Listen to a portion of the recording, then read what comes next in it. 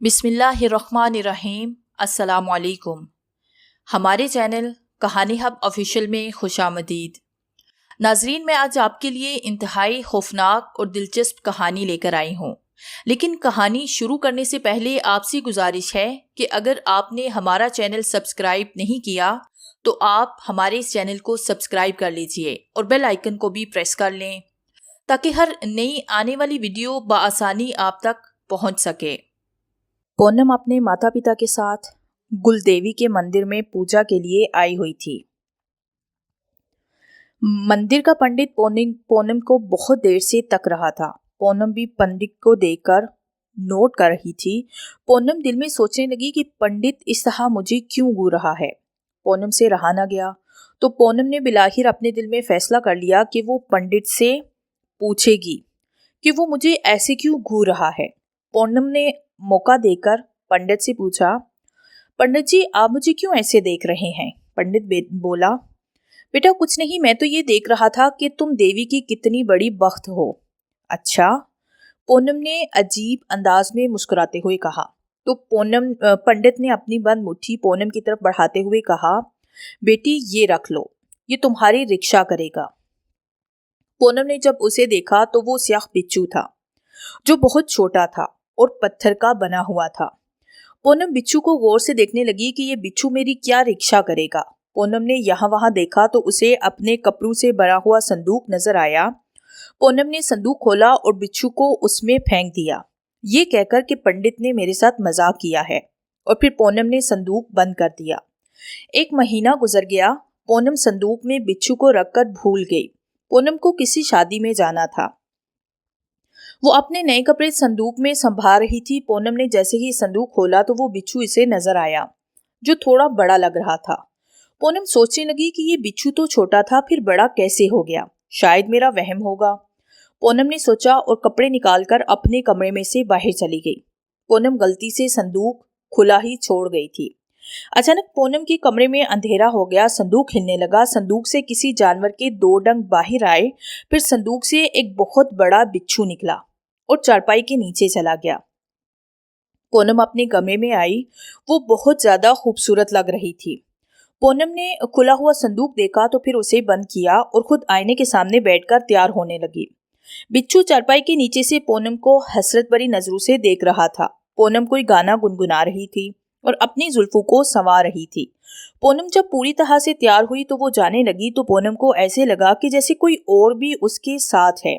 उसने कमरे में चारपाई के नीचे देखा तो वहां कोई भी नहीं था। पूनम ने अपना ख्याल समझकर झटका और पांव पटकती हुई चली गई। बिच्छू फिर उदास नजरों से देखता रहा। आज तो लगता है जैसे परिस्तान की परी उतर आई हो। पूनम की दोस्त ने पूनम को देखते ही उसकी तारीफ करते हुए कहा। वो अपनी दोस्त की शादी में थी और शादी एंजॉय कर रही थी, पर पूनम को नहीं पता था कि उसे कोई देख रहा है। पूनम अपनी बातों में मसरूफ थी कि बिच्छू सबसे छुपकर पूनम को देख रहा था और दिल ही दिल में खुश हो रहा था। शादी खत्म हो गई तो पूनम अपने घर जाने लगी। पूनम की दूसरी दोस्तों ने भी अपने अपने घरों को जाने की तैयारी की और अपने घरों को चली गई। पूनम का घर थोड़े ही दूर था, इसलिए पूनम अकेली ही रह गई और रात के अंधेरे में अपने गांव की तरफ जा रही थी। पूनम ने अपने घर का गेट बचाया तो उसके पिता ने गेट खोला और वो घर में दाखिल हो गई। रामलाल ने ऐसे ही पीछे देखा तो उसकी चीख निकल गई। वो चिल्ला के बोला, पूनम तेरे पीछे इतना बड़ा स्याह बिच्छू। पूनम ने बिच्छू का नाम सुनते ही पीछे मुड़कर देखा तो वो भी खौफजदा हो गई और पीछे हट गई। रामलाल ने कुल्हाड़ी उठाई और बिच्छू पर वार करने लगा। बिच्छू हर वार से बच जाता। रामलाल और उसकी पत्नी दोनों ने बिच्छू को घेर लिया था। पूनम खड़ी रो रही थी। बहुत देर हो गई तो बिच्छू ने अपने गले अगले डंक उठाए और रामलाल के गले में गाड़ दिए और जहर उगल दिया। रामलाल ने चीख मारी और बेजान हो गया। बिच्छू की आंखें लाल सुर्ख हो रही थी और वो गुस्से से रामलाल की पत्नी की तरफ बढ़ रहा था। पूनम बेटी तुम भाग जाओ, पूनम भाग जाओ, पूनम की माँ पूनम को कह रही थी। पर पूनम खड़ी रो रही थी और कह रही थी, मैं नहीं जाऊंगी आपको छोड़कर। एकदम ही बिच्छू ने अपना डंक पूनम की माँ की गर्दन में गाड़ दिया। पूनम की माँ दर्द से चीख रही थी और बोल रही थी कि पूनम तुझे मेरी कसम, जा यहाँ से जा। पूनम ने बिच्छू को देखा और भाग खड़ी हुई। पूनम उल्टी सीधी भाग रही थी। रात का अंधेरा घुपता, हाथ को हाथ नजर नहीं आ रहा था। पूनम को भी कुछ नजर नहीं आ रहा था। वो अंधाधुंध भाग रही थी। भागते भागते पूनम किसी चीज से टकराई और लड़खड़ाती हुई गिर गई। गिरने के साथ ही पूनम को चक्कर आने लगे और वो बेहोश हो गई। पूनम की जब आंख खुली तो सूरज सर पर खड़ा था। गर्मियों के दिन थे और धूप हो रही थी। पूनम पूरी पसीने में भीग रही थी। पूनम अभी भी वहीं लेटी हुई थी। पूनम ने हिम्मत की और उठकर खड़ी हो गई। पूनम ने चारों तरफ देखा तो वो कब्रिस्तान था। वो सोचने लगी, हम तो हिंदू हैं और हमारे गांव में तो दूर दूर तक कोई भी कब्रिस्तान नहीं है। फिर मैं गांव में दूर दूर तक कैसे आ गई? मैं यहाँ कैसे आई? पूनम आगे चलने लगी। पूनम का पांव किसी चीज से टकराया और वो लड़खड़ा गई। पूनम ने जब वो चीज देखी तो डर गई। वो इंसानी खोपड़ी थी। पूनम ने चीख मारी और कब्रों पर चढ़ती हुई भागने लगी। पूनम थक हार कर एक दरख्त के नीचे बैठ गई। कब्रिस्तान बहुत ही बड़ा था, खत्म होने का नाम नहीं ले रहा था। पूनम दरख्त के नीचे बैठी रो रही थी कि उसको सामने से कोई स्याह चीज अपनी तरफ आती हुई दिखाई दी। जब वो स्याह चीज थोड़ी करीब आई तो पूनम डर के मारे भागने लगी। भागते भागते पूनम पीछे मुड़कर भी देखती रही। वो बिच्छू अब भी पूनम के पीछे आ रहा था। पूनम ने जब देखा कि बिच्छू नहीं है तो पूनम रुक गई और घुटनों के बल बैठकर रोने लगी। पूनम अभी चुप भी नहीं हुई थी कि उसको फिर वही बिच्छू नजर आया। पूनम बिच्छू को देखकर फिर भागने लगी। बिच्छू चला गया तो पूनम फिर रुक गई। भूख और प्यास से उसका बुरा हाल हो गया था। प्यास से उसका हलक खुश्क हो चुका था। पूनम फिर बहुत बुरी तरह गिर गई। थोड़ी देर के बाद पूनम को वही बिच्छू नजर आया तो पूनम ने सोचा, मौत तो मेरी अब हर हाल में है, चाहे ये बिच्छू मुझे खा जाए या फिर मैं भूख प्यास से मर जाऊंगी। भागने का कोई फायदा नहीं, इससे तो अच्छा है कि वो बिच्छू मुझे खा जाए। पूनम ने सोचा और बिच्छू को देखने लगी। लम्हा ब लम्हा बिच्छू पूनम के करीब आता जा रहा था। वो बहुत बड़ा हो गया था। पूनम बिच्छू को देखकर हैरान हो रही थी। वो उस बिच्छू से भी छोटी हो गई थी। ऐसे लग रहा था कि जैसे हाथी के सामने चूहा। बिच्छू पूनम से 4 कदम दूर था। पूनम को अपनी मौत साफ नजर आ रही थी। उसने अपनी आंखें बंद की और बिच्छू के सामने बैठी रही। जब बहुत देर हो गई और पूनम को कुछ भी महसूस ना हुआ तो उसने अपनी आंखें खोली। सामने बिच्छू बैठा पूनम को बड़ी हैरत से देख रहा था। उसे बड़ी हैरत हुई कि इसने मुझे क्यों न मारा, शायद इसका पेट भरा हुआ होगा, पूनम ने मन ही मन में सोचा और बिच्छू को देखने लगी जो कि बड़ी हसरत से पूनम को देख रहा था। उसकी बड़ी बड़ी आंखों में पूनम को प्यार नजर आ रहा था। बिच्छू बिना हरकत के पूनम के सामने था। 2 घंटे गुजर गए तो पूनम ने सोचा, पागल बिच्छू है जो कब से बैठा है और मुझे भी बिठाकर रखा है। वो उठकर जाने लगी तो बिच्छू भी उसके पीछे पीछे आने लगा। उसने मुड़कर देखा और वापस बैठ गई। उसे अब बहुत गुस्सा आ रहा था। उसने चीख कर कहा, तुम पागल तो नहीं हो, न मुझे जाने देते हो न मुझे मारते हो। आखिर तुम चाहते क्या हो? तुमने मेरे माता पिता को भी मार दिया, मुझे भी मार दो मुझे। पूनम ये कहते हुए जोर जोर से रोने लगी। रो नहीं, तुम रोती हुई अच्छी नहीं लग रही। पूनम को किसी दूसरे की आवाज सुनाई दी तो वो इधर उधर देखने लगी, पर वहां उसके और बिच्छू के अलावा कोई भी नहीं था। वो खौफजदा होने लगी कि उसको बिच्छू की आवाज सुनाई दी, मैं यहाँ हूँ। बिच्छू की जुबान से इंसानी आवाज सुनकर वो काम कर रह गई और पीछे की तरफ खिसकने लगी। उसकी आवाज खलक में फंस कर रह गई। तुम बोलते भी हो? हाँ, मैं बोलता भी हूँ, पर कभी कभी। जब से तुम्हें देखा है मैं तुम्हारा दीवाना हो गया हूँ। पूनम, मैं तुम्हें प्यार करने लगा हूँ। मेरा इरादा था तुम्हें मारने का, पर मैं तुम्हारे हुस्न में इतना खो गया कि तुम्हें मारने का इरादा तर्क कर दिया। मैं तो तुम्हारे माता पिता को भी नहीं मारना, पर हालात ही कुछ ऐसे हो गए थे कि उन्हें मारना पड़ा। बिच्छू बोले जा रहा था और पूनम उसे हैरत से तके जा रही थी। तुम क्यों मारते हो लोगों को? पूनम ने कहा। बिच्छू बोला, मैं पहले यहाँ इस कब्रिस्तान में रहता था। मैं एक जिन हूँ और एक बिच्छू की सूरत में अब आ चुका हूँ। मेरे साथ मेरी महबूबा भी कब्रिस्तान में रहती थी। हम बिच्छू की अलग अलग पहचान होती है। हम कई तरह के होते हैं। एक दफा उस तरफ एक पंडित आया और उसने मेरी महबूबा को मार दिया। मैं उस लड़के के पीछे लग गया। वो लड़का मुझसे डर के मारे भागता रहा। मैं उसके पीछे था और वो पंडित भी हमारे पीछे पीछे आ रहा था।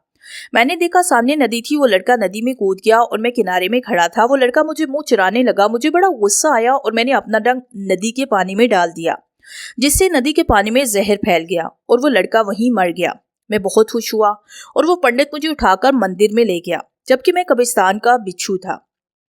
पर उस पंडित ने मुझे अपने मंदिर से अपना गुलाम बनाया और फिर मुझे बड़ा कर दिया वो मुझसे लोगों को मरवाने का काम देने लगा। वो एक नंबर का फ्रॉडिया है। वो मासूम और भोले भाले लोगों को पंडित बनकर लूटता है। बिच्छू चुप हुआ तो पूनम बोली, पर वो पंडित लोगों को क्यों मरवाता है? दौलत के लिए। वो पंडित चाहता है कि गांव के सारे लोग मर जाएं और वो पूरे गांव पर अपना कब्जा जमा ले, फिर यहाँ हुकूमत करे और बादशाह बन जाए। फिर दूसरे लोग आए तो उन्हें भी इसी तरह लूटे। बिच्छू ने तफसील बताते हुए कहा। पूनम समझ गई कि इसके साथ कुछ ऐसा ही होने वाला था। वो बिच्छू से कहने लगी, अच्छा तो ये सब इस पंडित की चाल है। हाँ, और मैं जब से तुम्हारे घर आया तब से उस पंडित से नहीं मिला और उस पंडित को पता चल गया है कि तुम जिंदा हो और मैं तुमसे प्यार करने लगा हूँ। अब वो पंडित मेरी जान का दुश्मन बना है।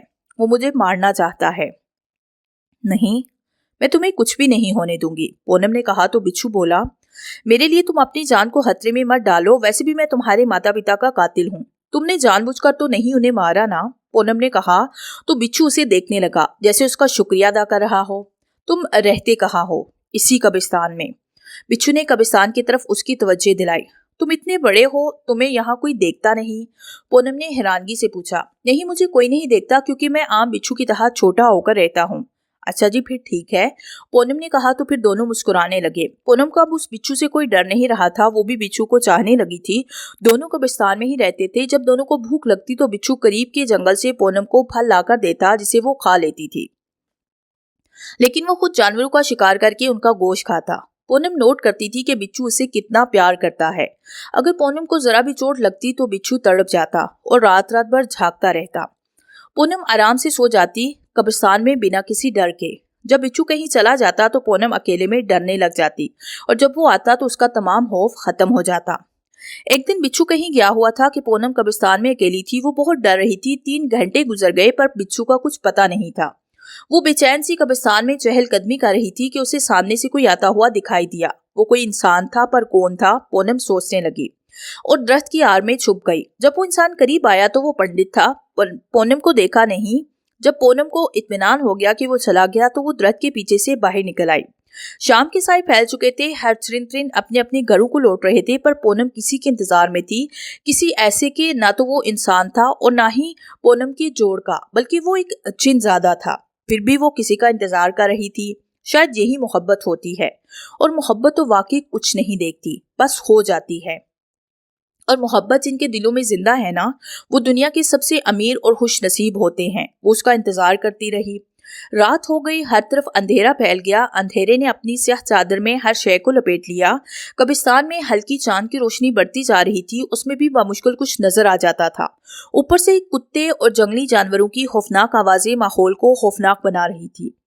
पर पूनम गम से निढाल बिच्छू की जुदाई में रो जा रही थी। रोते रोते उसकी आंख लग गई। पूनम ने ख्वाब में देखा कि लोहे की सलाखों से बना हुआ कमरा है और उसमें बिच्छू जंजीरों से बंधा हुआ है। बिच्छू बहुत तड़प रहा है और पूनम से बोला, तुम मेरी जान हो, तुम यहाँ से बहुत दूर चली जाओ। अब मेरी मौत तो यकीनी है। वो मुझे मारने के बाद तुम्हें भी मार देगा। वो पागलों की तरह तुम्हें ढूंढ रहा है। तुम चली जाओ कहीं बहुत दूर। पूनम हड़बड़ाकर उठ बैठी। उसकी पेशानी पर पसीना आ गया था। पूनम बेख्तियार रोने लगी और रोते रोते उसे सुबह हो गई।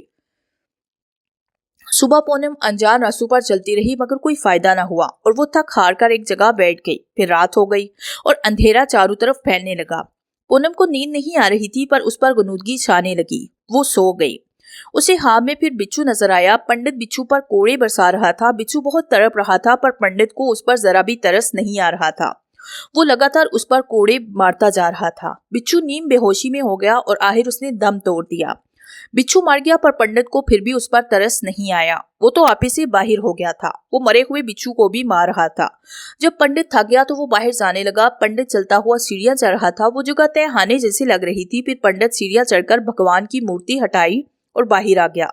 फिर वापस भगवान को उसी जगह पर रखकर चला गया और मंदिर में जाकर लेट गया। पूनम की झट से आंख खुली। वो पागलों की तरह रोने लगी। पूनम की आवाज ने कब्रिस्तान में फैली हुई खामोशी को तोड़ा। पूनम चीख चीख कर रो रही थी। जब पूनम का दिल हल्का हुआ तो वो उठकर पंडित की तरफ जाने लगी। उसने दिल में फैसला किया कि वो पंडित को मार डालेगी। उसे मार डालेगी। उसका वो हश्र करेगी कि उसने सोचा भी नहीं होगा। वो चलती जा रही थी। उसको रास्ता दिखाई दिए जा रहा था। उसका रुख मंदिर की तरफ था जहां वो पंडित मौजूद था। उसकी आंखों में आंसू भी थे। वो रोई जा रही थी। कुछ देर के बाद उसको कुल देवी का मंदिर नजर आया तो वो रुक गई और देखने लगी। फिर वो उसकी तरफ तेज तेज दौड़ने लगी। पंडित मंदिर में आराम कर रहा था। पूनम आराम से सीढ़ियां चढ़ने लगी। दूर से उसने पंडित को देख लिया था। वो गहरी नींद सो रहा था। उसको मारने के लिए उसके पास यही एक मौका था। उसने इधर उधर देखा तो उसे एक त्रिशूल दिखाई दिया। उसने वो त्रिशूल हाथ में उठाया, पंडित की तरफ बढ़ने लगी। जल्द ही वो उसके सर पर जा पहुंची। त्रिशूल उठाकर जो ही पंडित के पेट में मारने लगी तो पंडित ने वो त्रिशूल पकड़ लिया और उठकर बैठ गया। उसके मुंह से एक भयानक कहकहा बुलंद हुआ। वो गुस्से से उसे देखकर बोला, कल की छोकरी तू मुझे मारेगी? हाँ, मैं तुम्हें मारूंगी। तुम धोखेबाज हो, तुम लोगों के साथ फरेब कर रहे हो। इसकी बात सुनकर पंडित हंसने लगा और बोला, हाँ वो तो मैं हूं, इसमें कोई शक नहीं। इतना कहकर वो पंडित पर झिपटा और उसे बालों से पकड़कर झंझोड़ा और फिर साथ ही उसको खींचते हुए वो तहखाने में ले गया जहां बिच्छू की लाश पड़ी थी। बिच्छू की लाश को देखकर पूनम जोर जोर से रोने लगी और साथ ही उसने खुद को पंडित के हाथों से छुड़ाया और बिच्छू से लिपट गई। पंडित को इस तरह देखकर वो हंसने लगा और बोला, वो इंसानों की मोहब्बत तो देखी थी, मगर एक बिच्छू जो कि एक जिन ज्यादा है, इसकी माशूका पहली बार देख रही हूँ। देख ले पंडित, इस बिच्छू की माशूका भी और इस माशूका का इंतकाम भी देख ले। पंडित आगे बढ़ा और पूनम को बाजू से पकड़कर खींच लिया। चीखते हुए बोला, मोरक तू मेरा कुछ भी नहीं बिगाड़ सकती। इतना कहकर वो उसके मुंह पर थप्पड़ मारने लगा। फिर उसने त्रिशूल उठाया और पूनम के पेट में मार दिया। पूनम जमीन पर गिर गई और तड़पने लगी। थोड़ी देर के बाद पूनम का जिस्म बेजान हो गया। पूनम बिच्छू के साथ ही देर हो गई। पंडित ने शैतानी कहकहा लगाया और बोला, आई थी मुझे मारने के लिए, खुद ही अपने बिच्छू की आशिक के पास चली गई है। पूनम के जिस्म से हेला सा निकलने लगा जो पंडित को नजर नहीं आ रहा था। पूनम की रूह चीख कर बोलने लगी, पंडित, जब तक मैं अपने आशिक की मौत का इंतकाम नहीं लेती मुझे चैन नहीं आएगा। पूनम की रूह बिच्छू में दाखिल हुई और बिच्छू में हरकत पैदा होने लगी।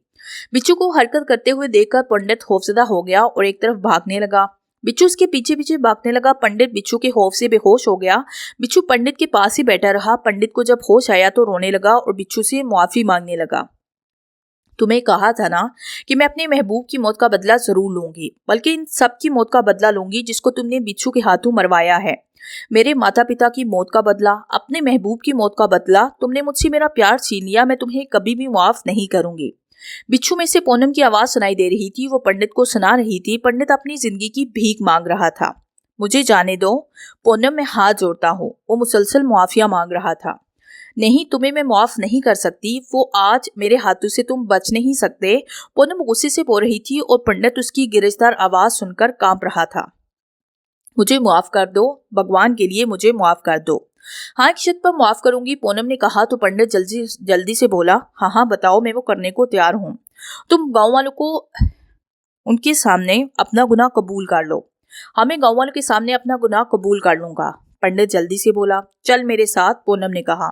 हाँ चलो। पंडित जाने के लिए तैयार हो गया और फिर वो गांव की तरफ चल दिया। पूनम छोटा बिच्छू बन गई थी ताकि गांव वाले उसे डर न जाएं।